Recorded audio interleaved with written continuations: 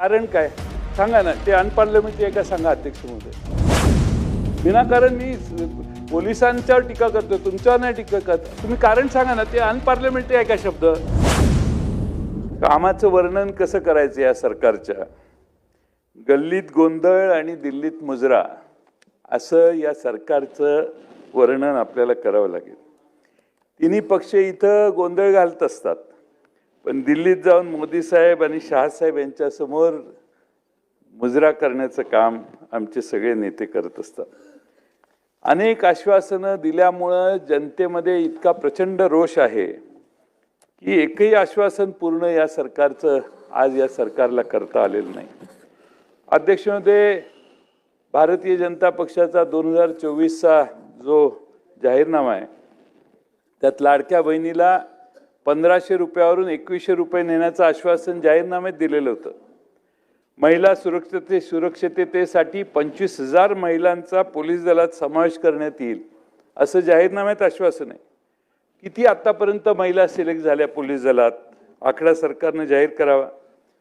1500चं 2100 रुपये कोणत्या तारखेपासून सरकार सुरू करणार आहे तेही उत्तराच्या भाषणात सरकारने सांगावं. अध्यक्ष महोदय, देवेंद्रजींनी जाहीरनाम्यात असं लिहिलेलं आहे की सरकारच्या स्थापनेनंतर 100 दिवसाच्या आत आम्ही विजन महाराष्ट्र 2029 असं आमचं डॉक्युमेंट सादर करण्यात येईल. अध्यक्ष महोदय, 100 दिवसाच्या डॉक्युमेंट तर आलं नाहीच, पण नुकतंच महाराष्ट्र सरकारने विजन महाराष्ट्र 2047चं डॉक्युमेंट सादर केलंय. म्हणजे 29 राहिलं, 18 वर्ष पुढंचं विजन दाखवायचं काम सुरू केलंय. हे तुमचं सरकार 29 पर्यंत आहे, त्याच्यानंतर काय होईल ते जनता जनार्दन ठरवेल ते आहे. पण 47चं स्वप्न अध्यक्ष महोदय दाखवायचं काम सुरू झालं. आणि म्हणून माझी विनंती आहे की जे काही डॉक्युमेंट आहे, अजून मला ते डॉक्युमेंट मिळालेलं नाही, जनतेला ते डॉक्युमेंट खुलं करावं आणि त्या जनतेचे अभिप्राय देखील हे जे विजन महाराष्ट्र 2047चं डॉक्युमेंट आहे त्याच्यावर जनतेचा अभिप्राय देखील घ्यावा असं माझं माननीय मुख्यमंत्री महोदयांना विनंती आहे. कर्जमाफीचं आश्वासन होतं, एकही अक्षर नाही. ते सुधीरभाऊ मुनगंटीवार यांच्या अध्यक्षतेखाली जाहीरनामा तयार केला. केराची टोपली जाहीरनाम्यालाही झाली आणि अध्यक्ष महोदय आज सुधीरभाऊंची काय परिस्थिती आहे हे आपण बघतोयच. त्यामुळे जाहीरनामा ज्याने तयार केला त्यालाच विरोधी पक्षाच्या सुरात सूर घालून आज मुद्दे मांडायला लागत आहेत. याच्यासारखं दुर्दैव कुणाचं असू शकत नाही. आणि म्हणून जुन्या लोकांना भारतीय जनता पक्षात आणि जुन्या विचारांना देखील भारतीय जनता पक्ष टोपली दाखवायला लागते आहेत. नवे विचार घेण्याचा प्रयत्न भारतीय जनता पक्ष करते असं आज आम्हा सगळ्यांना दिसतंय. अध्यक्ष महोदय, ते माधव भंडारींचं एक ट्विट माझ्याकडे आहे, त्यांच्या चिन्मय भंडारीनं केलेलं. त्यांनी काय सांगितलं आपल्या सगळ्यांना माहिती आहे. 50 वर्ष माझ्या वडिलांनी भाजपसाठी काम केलं, पण विधानसभा किंवा राज्यसभेत त्यांना न्याय मिळाला नाही.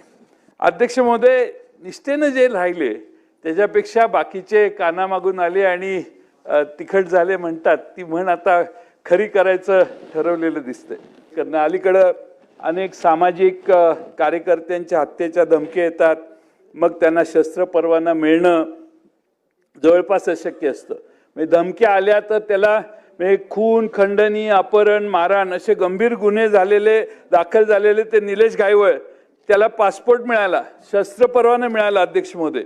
त्यामुळे अध्यक्ष महोदय हे गंभीर प्रकरण आहे आणि याकडे देखील सरकारने लक्ष, म्हणजे त्याला परदेशी पळून जायला गुंडाला व्यवस्था केलेली आहे. आणि सामान्य गुंड असला तर तो गेलाच आत, पण असामान्य असेल, प्रोटेक्शन मधला असेल, आपल्या सगळ्यांच्या संबंधित असेल तर मग तो परदेशी त्याला रेड कार्पेट देऊन पाठवण्याची व्यवस्था आहे. अध्यक्ष महोदय, याचाही खरा विचार केला पाहिजे.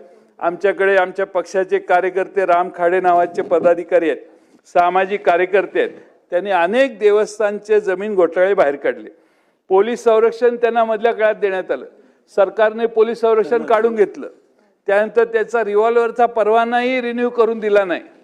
आणि गेल्या 15 दिवसापूर्वी नगर जिल्ह्यात त्याच्यावर हल्ला झाला.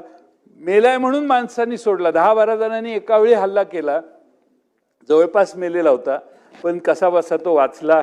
आता तो थोडा शुद्धीवर आलाय. अध्यक्ष महोदय त्याचा एक पाय तुटला, एक हात तुटला, त्याला प्लास्टर झालं. पण अध्यक्ष महोदय अशा सामाजिक कार्यकर्त्यांच्यावर हल्ला कोण करतं? 15 दिवस झाले तरी एक माणूस सापडला नाही. पोलीस काय हजामती करतायत का काय? मला आश्चर्य वाटतं अध्यक्ष महोदय.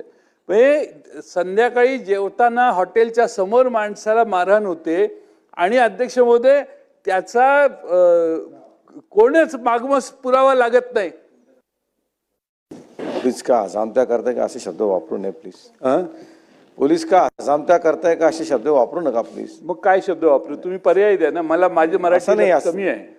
असे शब्द वापरू नका प्लीज. असे शब्द वापरले पाहिजे. दुसरं काय वापरणार? हे चुकीचे हजामती शब्द म्हणजे वापरताय काय माहितीये जयंतराव का तुम्हाला? हजामती म्हणजे काय माहितीये का तुम्हाला? हे शब्द नाही, असे शब्द वापरू नका जयंतराव प्लीज. माहितीये का तुम्हाला? मला सगळं माहिती आहे म्हणून काय हजामतीचा अर्थ सांगा ना. तुम्ही सांगा ना. तुम्ही असे शब्द पोलीस तुम्हाला अर्थ कळत असेल तर तुम्ही सांगा. मंत्री आहात तुम्ही. तुम्ही पण होते ना मंत्री. मला तुम्ही एवढे थांबवताय सिनियर ना. सदस्य आहे. तुम्ही असे तुम्ही मला हजामत थांबवताय करताय, तर असे शब्द हजामती वापरायचे चुकीचं शब्दाचा आहे. अर्थ करा ना. अध्यक्षमध्ये काढून टाकावे. नाही अध्यक्ष महोदय कसा काढता येईल शब्द? तो हे नाही आहे, म्हणजे अनपार्लमेंटरी नाही आहे. मंत्री झाला म्हणजे जास्त कळतं असा गैरसमज करून घेऊ नये. अध्यक्ष महोदय रेकॉर्डवरून हे शब्द काढण्यात येत आहे. कुठले? हजामती. कारण काय सांगा ना. ते अनपार्लमेंटरी आहे का सांगा अध्यक्ष महोदय. विनाकारण मी पोलिसांच्यावर टीका करतोय, तुमच्यावर नाही टीका करत. तुम्ही कारण सांगा ना. ते अनपार्लमेंटरी आहे का शब्द? काम करत नाही इथपर्यंत. नाही, अनपार्लमेंटरी असेल तर काढा. ठीक आहे, तपासा. असेल तर काढा, नसेल तर ठेवा. अशी थोडी पद्धत आहे.